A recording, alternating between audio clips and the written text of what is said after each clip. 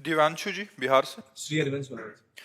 महाराज जी, क्षमा प्रार्थी एवं निराश हूं क्योंकि प्रमाद, आलस्य आदि विकारों को नहीं त्याग पा रहा हूं। महाराज जी, इनको लगता है कि सब कुछ पहले से तय है, सब कुछ मतलब सब कुछ, भगवत नहीं प्राप्ति भी। नहीं नहीं, तुम्हारे कहने से थोड़ी तय है। तय है प्रारब्ध। प्रारब्ध है दो प्रकार का, पुण्य और पाप। परिणाम है उसका सुख और दुख, बस। इसके बाद क्रियमाण है, आप क्या करते हो ये आपके ऊपर है। ये आलसियों की तरह नहीं बैठ जाया जाता कि हमारे भाग्य में दैव दैव आलसी पुकारा, ऐसे नहीं। पुरुषार्थ करने के लिए मनुष्य जन्म मिला है। सब कुछ तय के अनुसार पशु पक्षी आदि योनियां चलती हैं, मनुष्य नहीं। मनुष्य नया कर्म करके अपने प्रारब्ध को बदल कर अपने भाग्य को मिटा करके भगवत प्राप्ति करता है। अगर केवल भाग्य के अनुसार हो तो केवल दो ही हैं भाग्य में, सुख और दुख, पाप और पुण्य के फल, बस। इसके बाद क्रियमाण, आप पाप कर्म करते हो या पुण्य कर्म करते हो या भजन करते हो, ये आपके ऊपर निर्धारित है।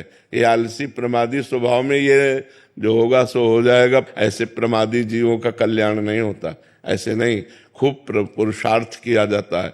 मनुष्य जन्म पुरुषार्थ के मिला है। चाहे लौकिक उन्नति हो चाहे पारलौकिक उन्नति, पुरुषार्थ के बिना थोड़ी आ जाएगा।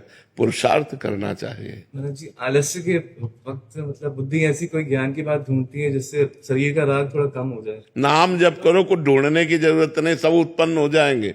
नाम जप नहीं करोगे तो कुछ नायमात्मा प्रवचने न लभ्या न मेधया न बहुना श्रुतेन। बहुत वेदांत का प्रवचन करने वाले को आत्मबोध नहीं होता, न बहुत बुद्धिमान को आत्मबोध होता है, न बहुत सुनने वाले को होता है। जो आत्मा को वर्ण करता है उसी को आत्मबोध प्राप्त होता है। आपको भजन करो, अभी सब ठीक हो जाएगा।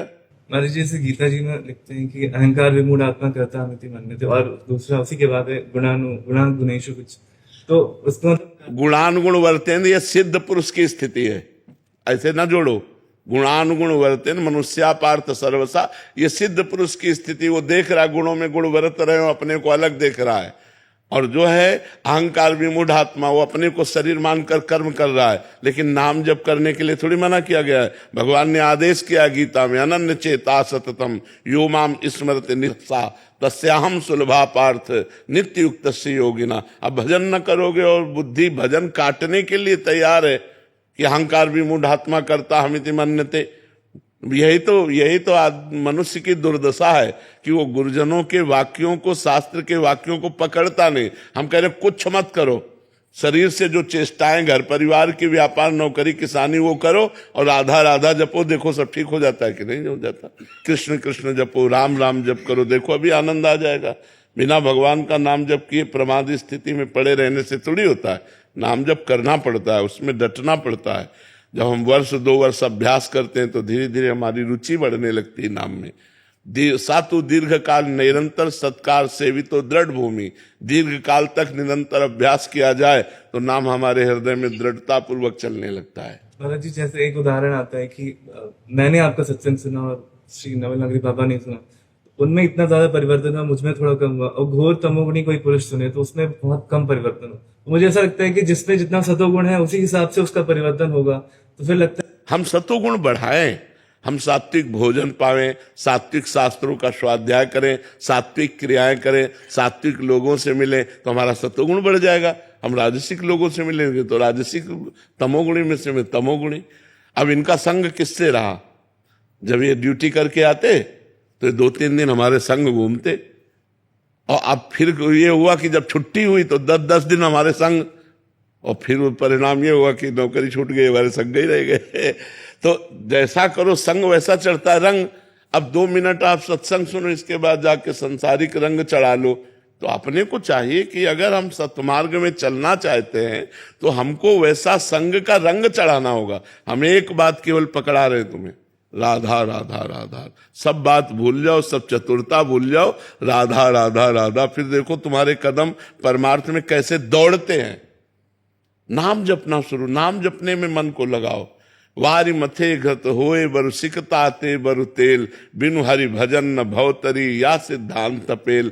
जो सिद्ध हैं वो भी भजन करते हैं, जो साधक हैं वो सिद्ध होने के लिए भजन करते हैं। अब देखो सनकादि सिद्ध हैं, हरिशरणम हरिशरणम हरिशरणम। भगवान शिव बोध स्वरूप हैं, लेकिन वो भी अस कई जपन लगे हरिनामा। भगवान का नाम जप करते हैं तो साधक भी नाम जप करता है और सिद्ध भी जप करते हैं। सिद्ध आनंद में नाम जप करते हैं, साधक आनंद प्राप्ति के लिए नाम जप करता है। तो नाम जप में लगो, हमारी सबसे प्रार्थना है। सर्व मंगलकारी भगवान का नाम है, कलयुग केवल नाम आधारा, सुमिर सुमिर नर उतरे पारा। हरिर नामयु हरिर नामयु हरिर नामयु केवलम कलौ नास्ते नास्ते नास्ते गति अन्यथा, और कोई गति नहीं है, केवल नाम है, केवल नाम है, केवल नाम है। नाम जप करो खूब। और भाग्य तो है ही है, आप वृंदावन की रज लगाए हो, वृंदावन आए हो, श्री राधिका कृपा बिनु सबके मनन गम। महारानी की कृपा न होती तो आप वृंदावन नहीं आ सकते, हमारे पास नहीं बैठ सकते, आप भगवत चर्चा नहीं सुन सकते। तो भाग्य तो आपके बड़े है ही हैं, लेकिन आप भाग्य के सहारे बैठने वाले प्रमादी मत बनो, आप कर्तव्यशील बनो, पुरुषार्थ करो। मनुष्य जन्म में जिसने जितना पुरुषार्थ किया है उतना ही वो उन्नतिशील हुआ है, चाहे लौकिक हो चाहे पारलौकिक हो। सफलता और असफलता प्रारब्ध के अधीन है, लेकिन हम बार बार प्रयास करेंगे तो हर बार असफलता ही थोड़ी मिलेगी, कभी न कभी सफलता हमें प्राप्त हो जाएगी। जो पुरुषों की स्थिति का श्लोक है वो मैं उसको मतलब नहीं पढ़ के क्या करोगे, सुनाने लगोगे और क्या करोगे, दूसरों को सुनाओगे, अपने अंदर तो स्थिति आएगी नहीं, है नहीं। तो अगर हम नाम जब शुरू करेंगे तो आपके अंदर स्थिति आ जाएगी। नाम भजन से स्थिति आएगी, पढ़ने लिखने से स्थिति नहीं आती जी। कभी कभी लगता है कि हम सिद्ध हो गए फिर ऐसे। बड़े बड़े सिद्धों को माया परिचय दे देती कि तुम कितने सिद्ध हो। बहुत शिव विरंचिका मोहई को है बपुरान, अस जिय जानि भजी मायापति भगवान। ज्ञानी नाम अपि चेतांश देवी भगवती हिस्सा, बलादा कृष्ण मोहाय महामाया प्रेक्षति।